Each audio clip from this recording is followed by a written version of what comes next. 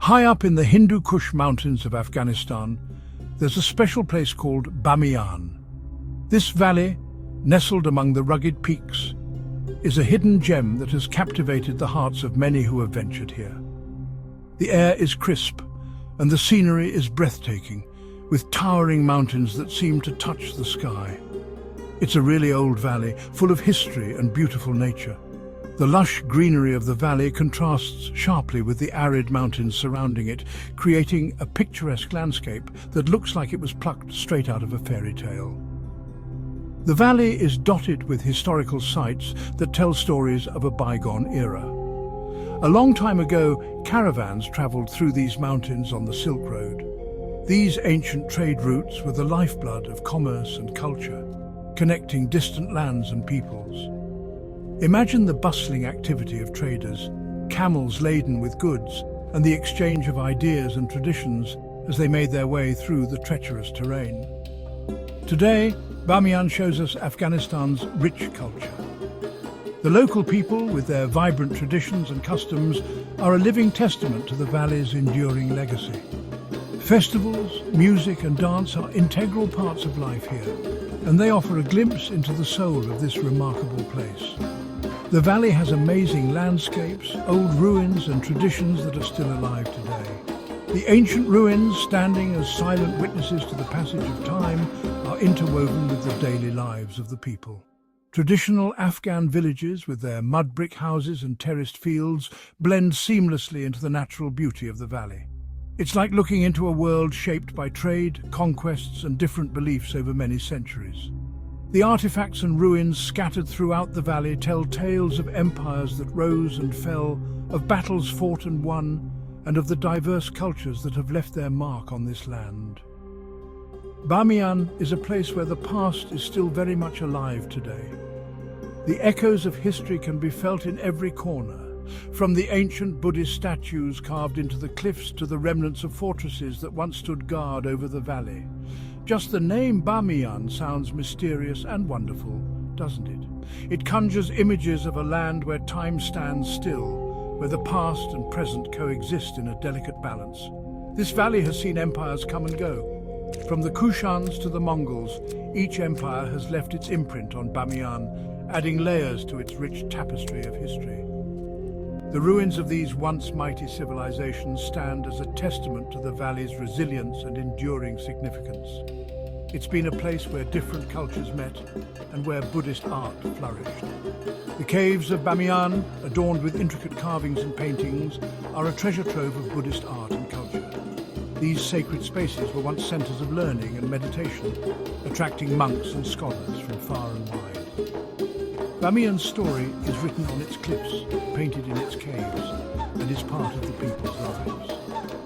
The cliffs, with their ancient carvings, tell stories of devotion and artistry, while the caves hold the secrets of a spiritual heritage that has endured for centuries. It feels like time stands still here, like the past is whispering in the wind and dancing in the shadows. As the sun sets over the valley, casting long shadows over the ruins, one can almost hear the whispers of history carried on the gentle breeze. Traveling to Bamiyan is like traveling to the heart of Afghanistan. It's a journey that takes you through time, offering a profound connection to the land and its people. The valley is not just a place on a map. It's a living, breathing testament to the enduring spirit of Afghanistan. For a very long time, two giant Buddha statues watched over the Bamiyan Valley. These statues were not just ordinary sculptures. They were monumental guardians that stood as silent sentinels, witnessing the passage of time and the flow of countless travelers.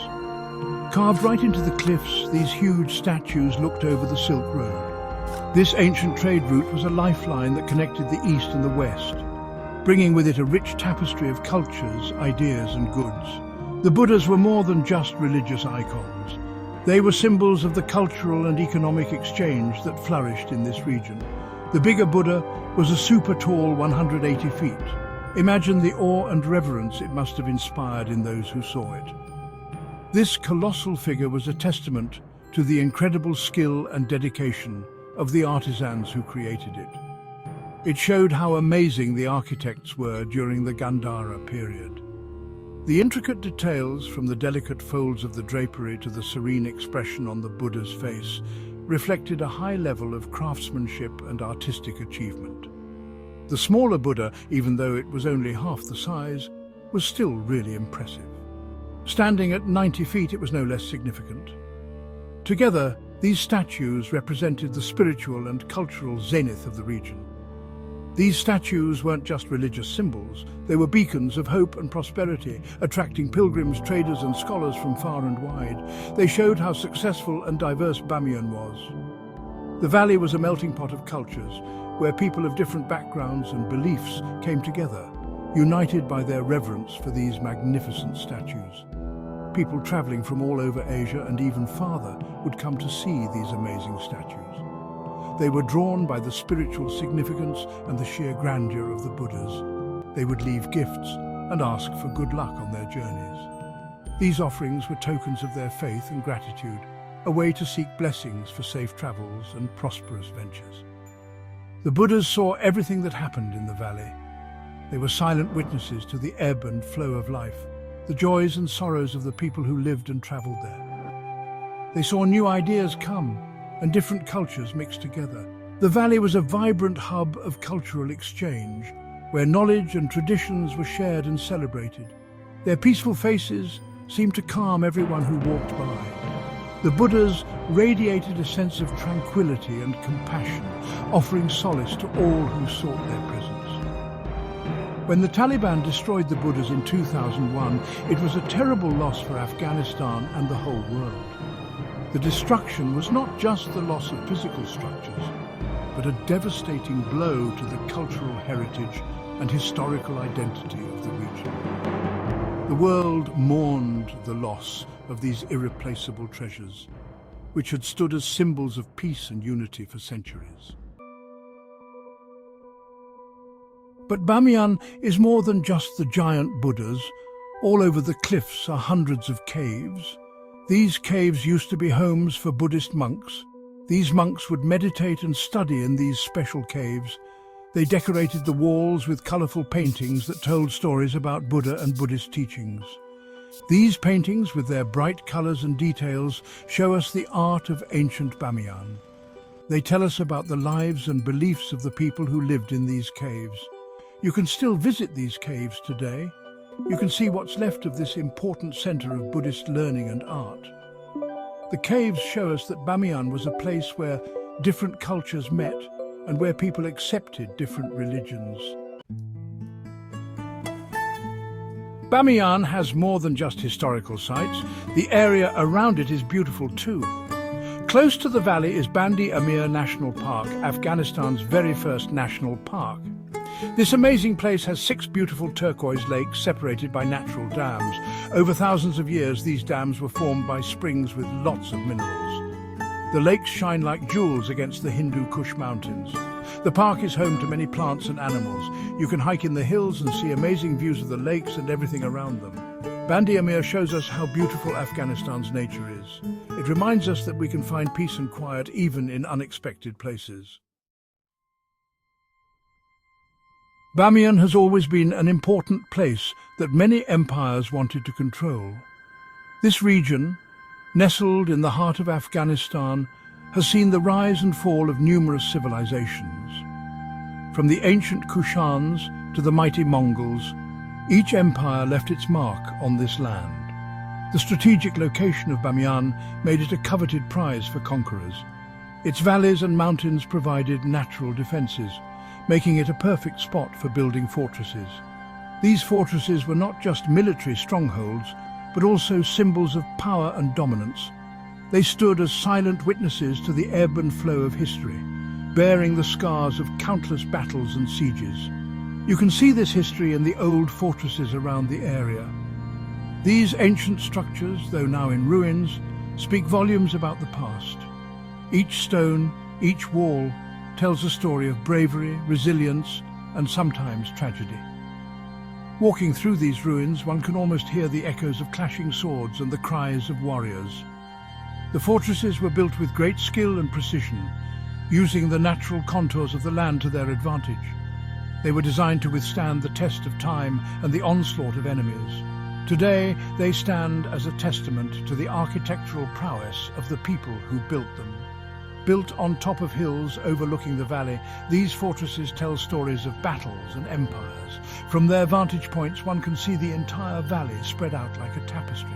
The strategic placement of these fortresses allowed their inhabitants to spot approaching enemies from miles away. The views from these hilltop fortresses are breathtaking, offering a glimpse into the past and a reminder of the region's turbulent history. The fortresses were not just defensive structures, they were also centers of administration and governance. They played a crucial role in maintaining control over the region and ensuring the safety of its inhabitants. Shah-e-Golgola, which means the City of Screams, is one of these fortresses. This fortress has a particularly tragic history. It was the site of a brutal siege during the Mongol invasion. The defenders fought valiantly, but they were ultimately overwhelmed. The screams of the people who perished in the battle gave the fortress its haunting name.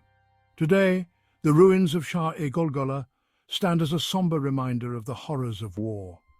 The fortress, with its broken walls and crumbling towers, bears the scars of that fateful day. It is a place of reflection, where one can ponder the cost of conflict and the resilience of the human spirit. Its broken walls and towers show how big and strong it used to be. The fortress was a formidable structure designed to withstand the fiercest of attacks. The thick walls and sturdy towers were built to protect its inhabitants from invaders. Despite the passage of time and the ravages of war, the ruins of Shah-e-Golgola still exude a sense of strength and resilience. They stand as a testament to the ingenuity and determination of the people who built them. The fortress may be in ruins, but its legacy lives on, inspiring awe and admiration in all who visit. The story goes that it got its name from the screams of the people who lived there during a terrible battle. This tale has been passed down through generations, adding to the mystique of the fortress.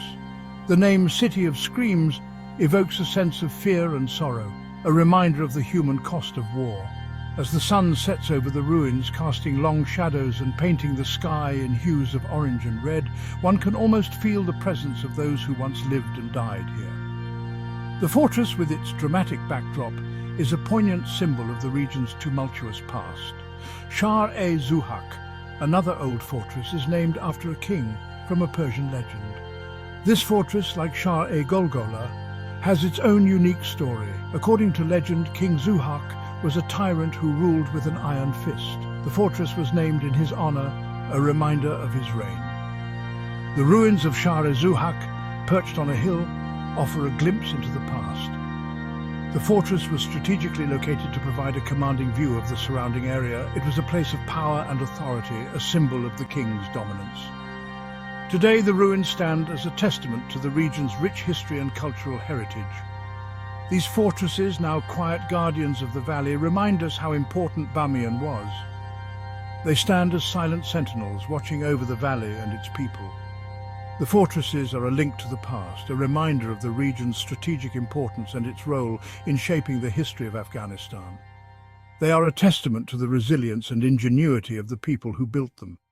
The fortresses may be in ruins, but their legacy lives on, inspiring awe and admiration in all who visit. They are a symbol of the region's rich cultural heritage and its enduring spirit. They make us think about the times of war and peace that shaped Afghanistan. The fortresses are a reminder of the region's turbulent past, a testament to the resilience and strength of its people. They stand as a symbol of the enduring spirit of Bamiyan, a place that has weathered countless storms and emerged stronger. The fortresses are a link to the past, a reminder of the sacrifices made by those who came before us. They inspire us to reflect on the lessons of history and to strive for a future of peace and prosperity. The fortresses of Bamiyan are not just relics of the past. They are a source of inspiration and hope for the future. The Hazara people are the heart and soul of Bamiyan. They have a rich culture and a history of both challenges and strength. For centuries they have lived in this valley, their lives connected to its traditions. Known for being welcoming and friendly, the Hazara people are happy to share their stories and way of life. Their culture is a mix of old traditions, colourful festivals, and a deep love for the land. Music and dance are very important to the Hazara. Traditional instruments like the dambura, a kind of guitar, and the doira, a type of drum, fill the air with happy music during celebrations. The Hazara people are known for their art. Bamiyan is famous for its beautiful carpets made by hand using skills passed down through many generations. These carpets, with their detailed patterns and bright colours, are more than just rugs. They are works of art that show the skill and creativity of the Hazara people. Pottery is another important craft in Bamiyan. Local artists make beautiful and useful pottery using traditional ways. From painted bowls to big jars, their creations are both beautiful and used every day. If you visit the workshops of these artists, you can see how they work and buy unique souvenirs. Bamiyan has lots of things to do if you want to experience its history, culture and nature. If you like hiking, you can explore the many trails in the valley and hills with amazing views of the landscape and ruins.